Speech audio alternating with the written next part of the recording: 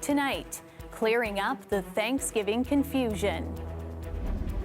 Play it back. I said stick within your household. Stick within 10 people. Wondering whether you should buy a turkey for 10 or only for your household?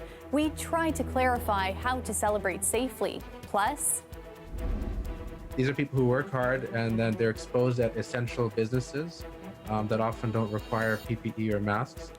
the communities hit hardest by COVID-19. Neighborhoods with crowded buses and where people live in close quarters are most at risk. We break down the data. And driving in school zones. A CBC Toronto analysis reveals how often drivers are actually obeying the speed limit. Good evening, I'm Talia Ricci.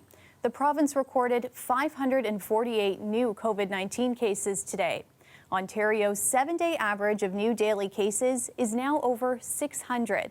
With Thanksgiving weekend approaching, many are wondering how they should be celebrating the holiday. Officials were asked that question today, which left the Premier having to clarify his own plans. Queen's Park reporter Mike Crawley has more. Another busy day at Ontario's assessment centres. By making all testing appointment only, the province is gradually catching up on its backlog in the labs. And meanwhile, the number of COVID-19 patients in Ontario's hospitals is growing. It's now 4 times what it was in mid-September. Thanksgiving is kind of make or break it. Just please hang in there. Welcome! As the province heads toward the long weekend, people are wondering whether it's safe to gather the family for Thanksgiving dinner. Thanksgiving dinners are risky based on a number of different factors. It's indoors.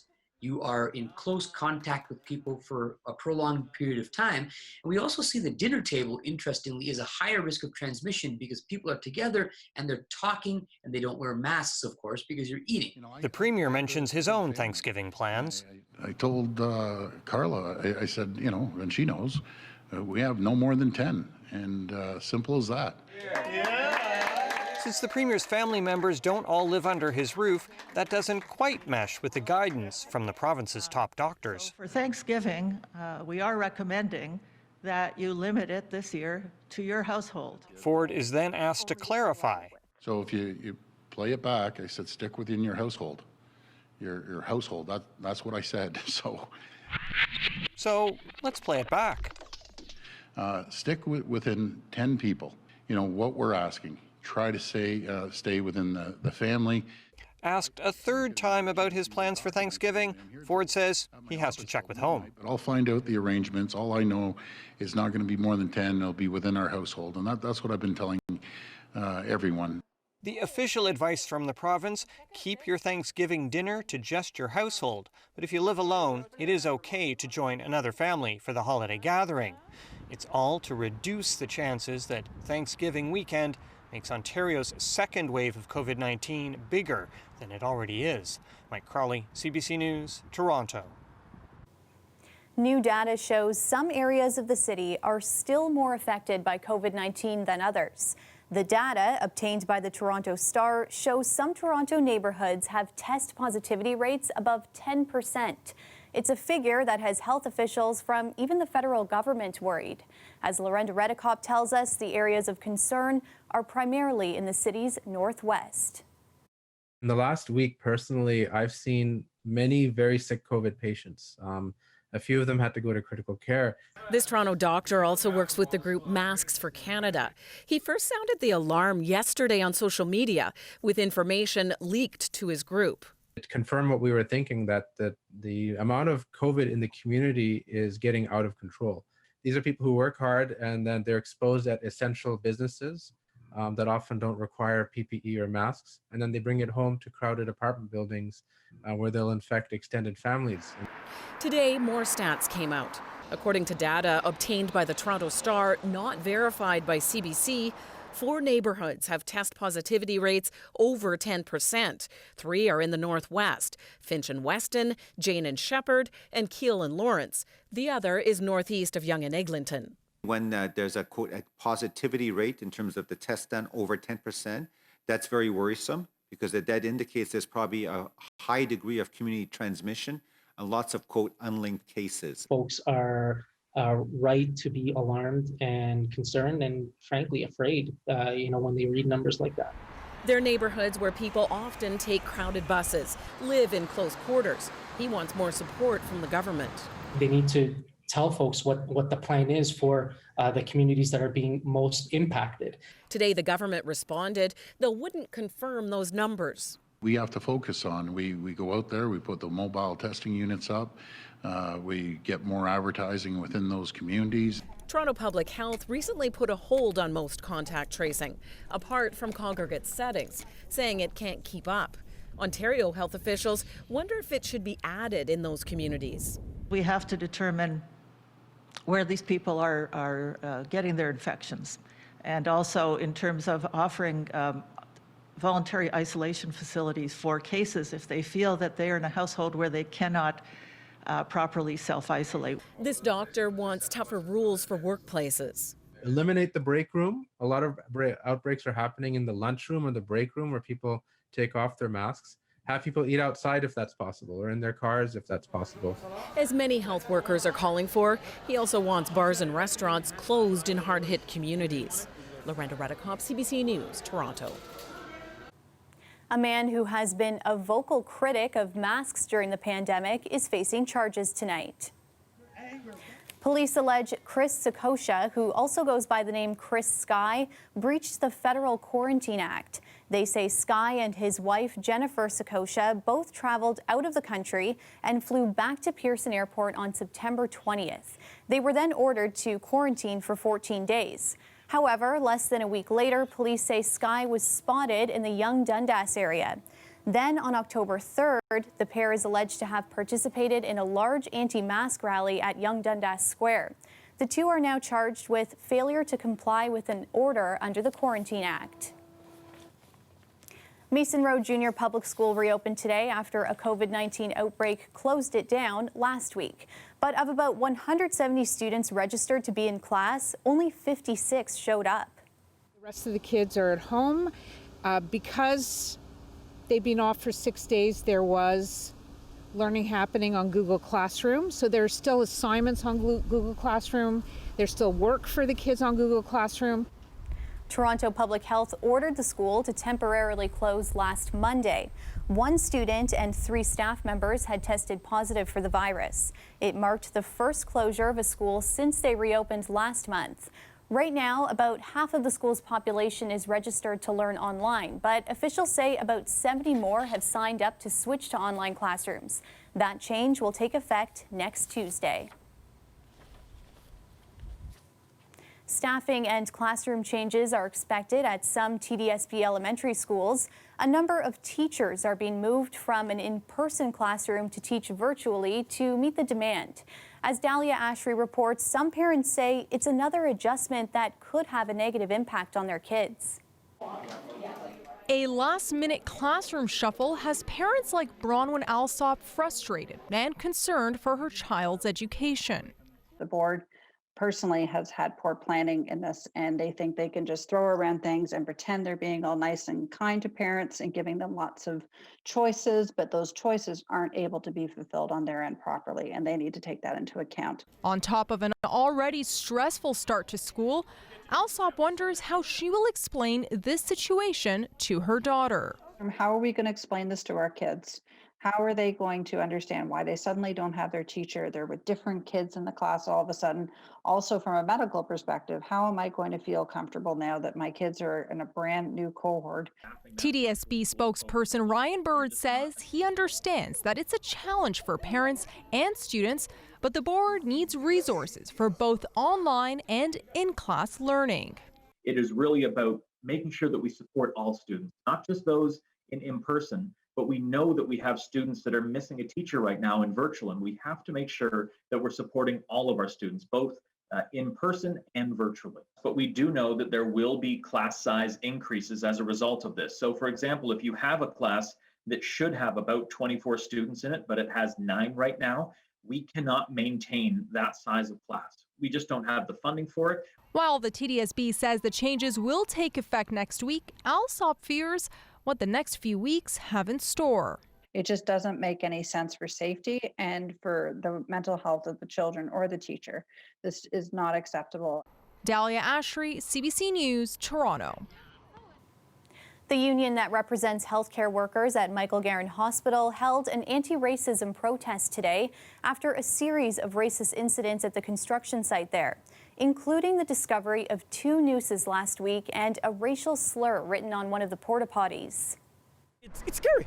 It's scary and it's hurtful because we're a diverse, not only we're a diverse union, this is a very diverse hospital. It's a diverse community. So clearly, it's meant for maximum impact. Today, the CEO of the hospital penned an open letter to Ellis Don, the construction company overseeing the project, calling on the company to, quote, be a leader in dismantling systemic racism on this construction site. But the people who organized today's protest say it's not just the construction company responsible for this issue. They say it's the hospital's responsibility too. We want them to sit with us. We want a resolution. We want all this to stop. We want racism to stop. We are tired of having our members walking through that walkway every day, seeing nooses hung. The hospital did not respond to union members' demands today. Meanwhile, in a statement to CBC last week, Ellis Don says they have opened an investigation into the incidents and have upgraded the security and surveillance at the site. The police interrogation video was once again at the center of Adam Strong's first-degree murder trial today. Strong, who's pleaded not guilty to killing Oshawa teens Rory Hache and Candace Fitzpatrick, was interviewed by detectives for over 10 hours. Ali Chiasson has the latest and a warning: this story contains graphic and disturbing details. Whereas day 1 was more of a conversation, day 2 of screening the police interview, and it's starting to actually feel like an interrogation. Detective Paul Mitten says he's going to call Strong out on a lie. He brings up something Strong said to an officer in one of his first interviews after his arrest. Do I have to be concerned about anybody else? And you said no. That was a lie. Adam Strong responds, well, yeah, but there might be some DNA on some stuff. That does not mean she's deceased. They're talking about Candace Fitzpatrick, who went missing back in 2008. Adam Strong is on trial for her murder, as well as Rory Hache's. Investigators found Fitzpatrick's DNA on one of his knives, but they never found her body. In the video, Strong doesn't answer many questions about how he knew her. He does say, if there was video, it would show Candace coming into the apartment and leaving under their own power.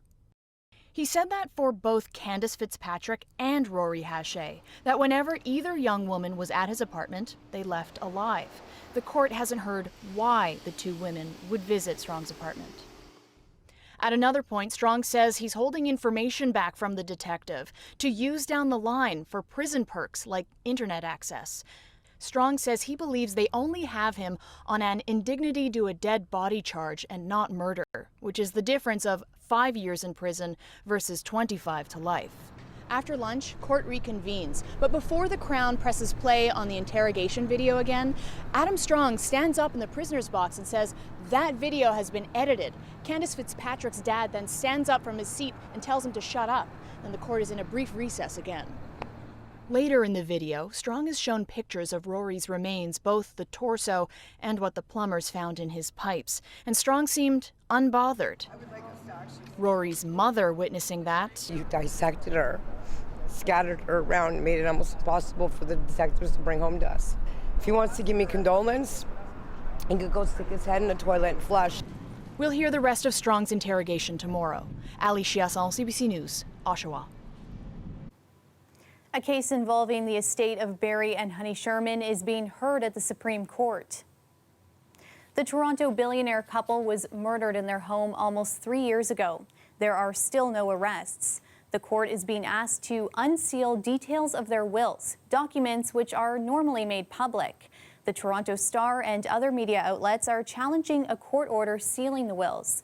Family lawyers argue the public release of the materials would be a serious invasion of privacy and create grave physical safety risks for the trustees and beneficiaries. The media outlets argue the open court principle is constitutionally protected. A state funeral today for John Turner, Canada's 17th Prime Minister. Justin Trudeau called him a great Canadian, and he talked about an early connection to Turner. As John used to tell it, he got a last-minute call from my father one Christmas Eve. Dad told him that Mom, who was very pregnant with me, would like to go to midnight mass with John and Gilles. John was caught off guard, but he managed to call Father O'Rourke at Mount Carmel Church to make arrangements. They made mass, went back to the Turner's house for a nightcap, and eventually went home, where my mother promptly went into labor. I was born the next morning. Family and dignitaries sat socially distanced at St. Michael's Cathedral here in Toronto.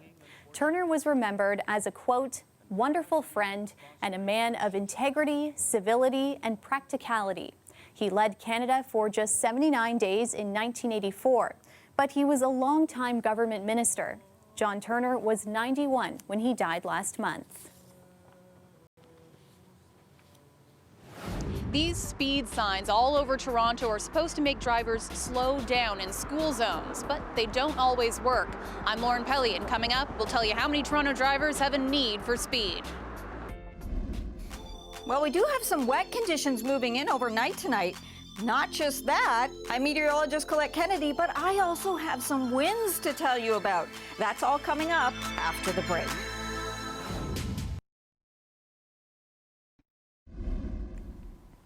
School safety zones are meant to slow drivers down, but how many are actually heeding that call?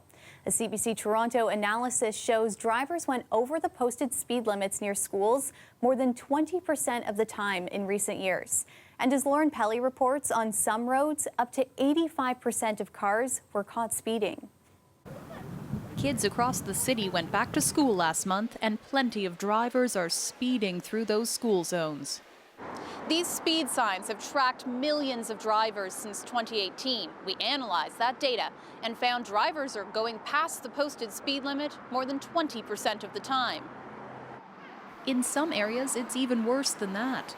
Here near St. Pius X Catholic School near Jane and Bloor, a whopping 85% of cars were caught speeding by. Every day.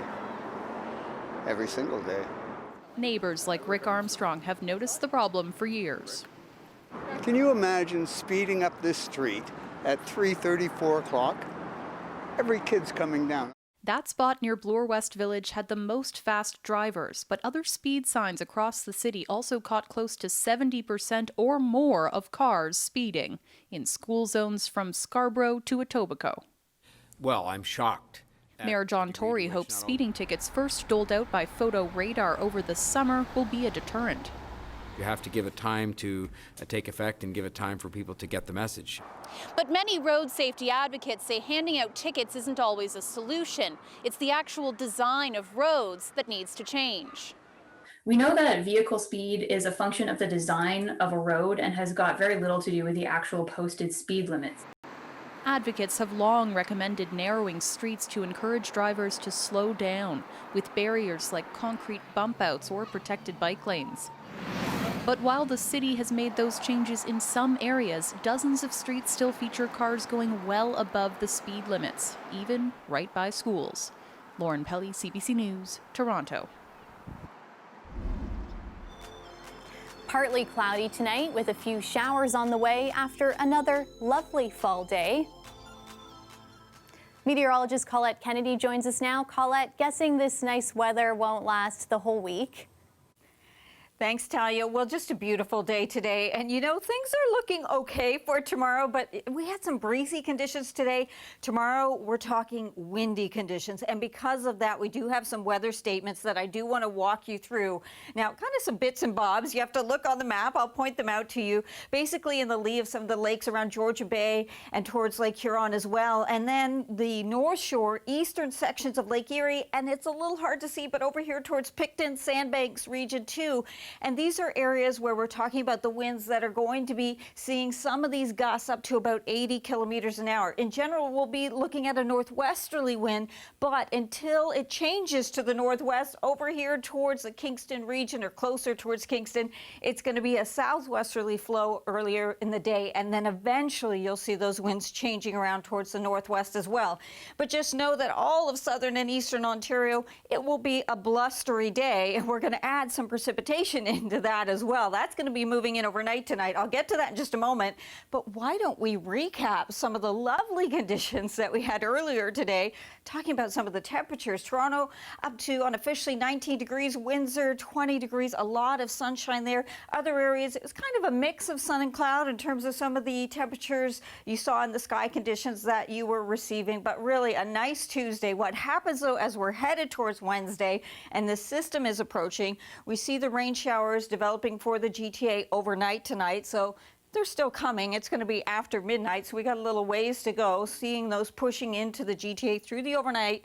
Now, if you're an earlier riser or you've got an early morning commute, you'll have some wet roadways still, and then we'll see the bulk of that precipitation leaving us. Skies will even see some of the cloud cover breaking up, and we get into some sunshine coming back, but into the afternoon, some scattered showers come back into the forecast. So don't put the umbrella away, but when you are using it, hold on tightly because of the winds that we're going to be experiencing. So even the areas that aren't into the special weather statements, we're talking about the winds still gusting up towards 60 kilometers an hour. So be prepared for that through the day on Wednesday. Thursday, things will be improving. Still some scattered showers. That risk is there into the afternoon on Thursday. A look at some of the temperatures we're talking about tonight. Very mild readings through the overnight hours are about double what should be seasonal. And then for tomorrow, you still get some decent temperatures, but because of the winds, it's going to kind of knock that down. It won't feel as nice with those readings like it did today. Look at those temperatures tonight around the Golden Horseshoe. Again, mild or close to seasonal, just above, but breezy. Thursday, 16, sun coming back, a few scattered showers. Friday looking quite nice. I know we do have a holiday weekend. You got to look at Saturday looking good. Some showers Saturday night, the potential there. It cools down into Sunday. I do see some showers into Monday. Just letting you know about that for Thanksgiving. Talia? Well, I can't complain about that. Thanks, Colette. The weather is brought to you by Trane, the most reliable heating and cooling brand. We test, so it runs. It's hard to stop a train.